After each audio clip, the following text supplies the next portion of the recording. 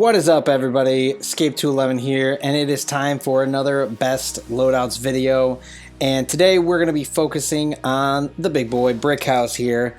And he is one that we obviously have not done, but we will not need to do a beginning, middle, and end game type of setup for him because he already comes end game ready at 18 energy since he's a prototype mech, which is pretty nice.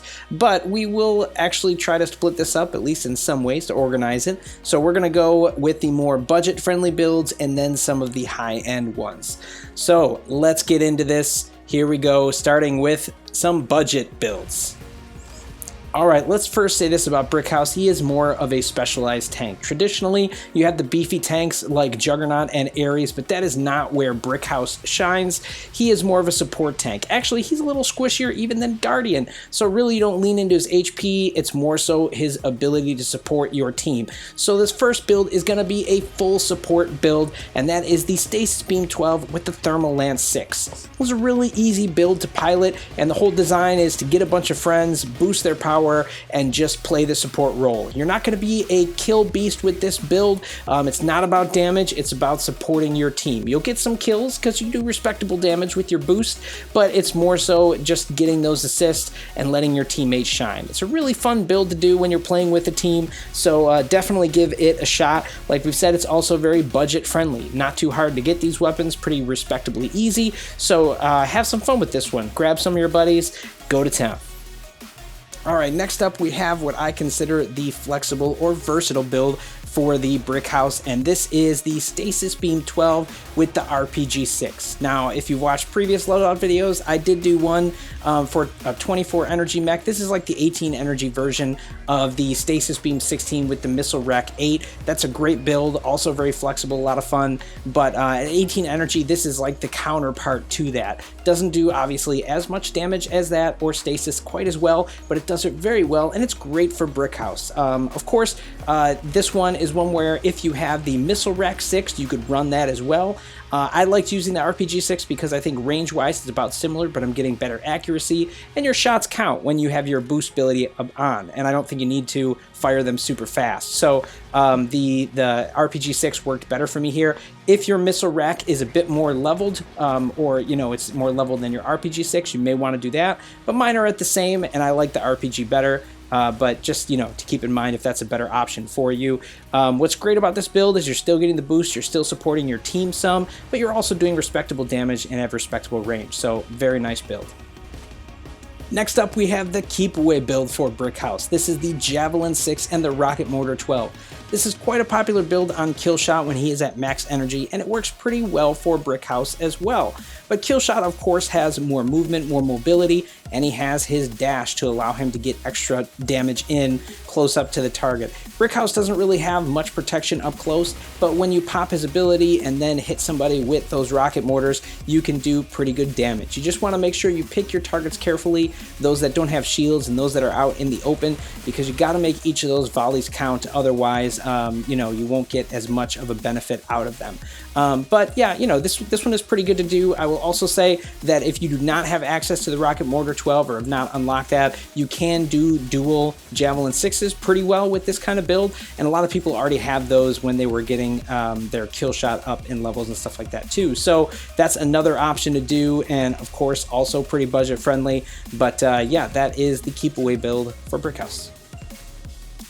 And the last of the budget builds is my personal favorite. This is the Longarm 8 and Longarm 10 on Brickhouse. And this can be a really nice one. This is almost like running dual Longarm 10s or maybe even a Thanos build for Brickhouse just because he can do really respectable damage. The idea here is that you want to turn on your ability, pop out, do all of your damage with your rounds, and then get behind cover while you reload and get your ability back, since both take a while to prepare. But if you can do it that way, you can do a lot of beastly damage on your enemies and really put the hurt on them. So it's a really fun build to do. I like it a lot, and again, very budget friendly since both of these are uncommon weapons. You probably want to invest some stars into them, but otherwise pretty solid to do. Alright, but that's the end of the budget ones. Now we're going to move on to the more high-end builds. So here we go. First up, we have the high-end sustain support type roll for Brickhouse, and that is the Carbine 12 with the Thermal Lance 6. Now, when I did my Thermal Lance is a good video, I talked about this build and compared it pretty reasonably, actually favorably, with the Carbine 8 and 10 build that people commonly run. What's nice about this build is you only need the Carbine 12. You don't need the 8 and the 10, and you can do more damage output provided your Thermal Lance 6 is leveled pretty well to hit overheat pretty fast. Usually like 4 to 5 stars at least. And in doing that, as well as using your ability, you and your teammates should be able to shred through enemies. It's a very nice build to do for that. Of course, you can also run the Carbine 810 build, which is also great for damage. You lose some of that support roll, but you also gain the ability to corner shoot out of both sides much better. So a lot of people also run that with similar results, but both are great for that sustain roll with Brickhouse. Next up, we're going to be using the Carbine 12 again, but this time we're going to switch out for a more damaging sidearm. This is going to be the Carbine 12 with the RPG 6. Now, as we've said before, you can also use the Missile Rack 6 if you prefer that. That one tends to get you a little bit closer, but this one I think has more flexibility in range and better accuracy with these two weapons together.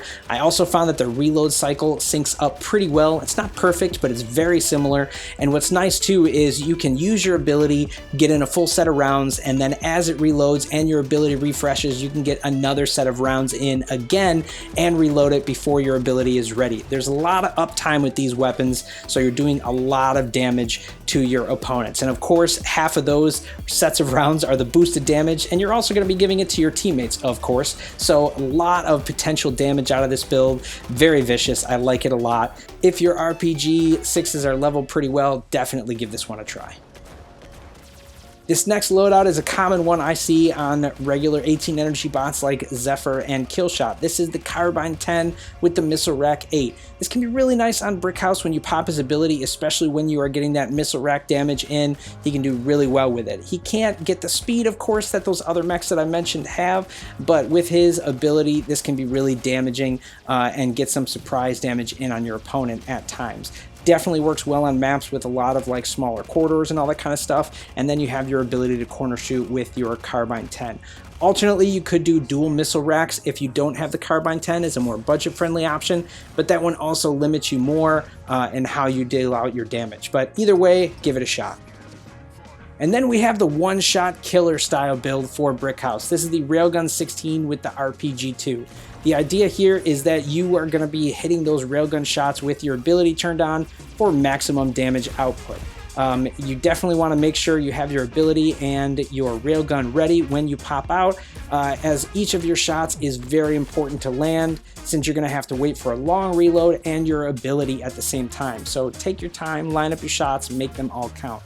For the sidearm, you can pick what you want. I picked the RPG-2 just based on its optimal range and damage being very similar to the Railgun, but a Thermal Lance 2 or a Shotgun 2 will probably work equally well, as the Railgun is really doing the heavy lifting here. But definitely a fun build to do for seeing those big damage values.